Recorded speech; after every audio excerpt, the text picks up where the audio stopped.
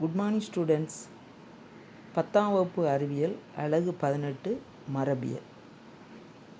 இந்த பாடத்தின் மூலமாக நாம் மெண்டலின் விதிகளை பற்றி புரிஞ்சு கொள்ளலாம். ஒரு பண்பு மற்றும் இரு பண்பு கலப்பு ஆகியவற்றை தெரிஞ்சு கொள்ளலாம். டிஎன்ஏயின் அமைப்பு மற்றும் இரட்டிப்பாதலை புரிந்து கொள்ளலாம். முதலாவது, பாரம்பரியம் என்றால் என்ன என்பதை பற்றி பார்ப்போம்.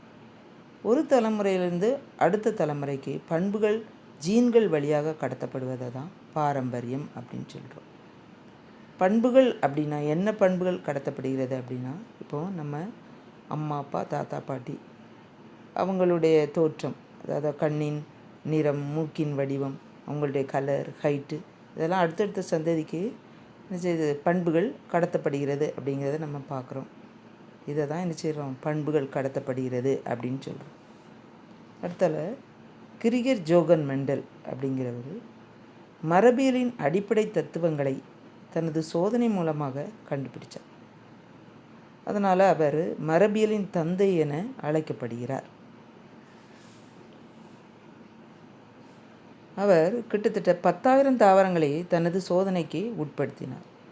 கடைசியாக 7 ஜோடி பண்புகளில் வேறுபட்ட பட்டாணி தாவரத்தை தனது ஆய்வுக்கு தேர்ந்தெடுத்தார். அந்த 7 பண்புகள் என்னவென்றால், விதையின் வடிவம், விதையின் நிறம், விதையுறையின் நிறம், கனியின் வடிவம், கனியின் நிறம், மலரின் அமைவிடம், தண்டின் உயரம் ஆகியனவாகும்.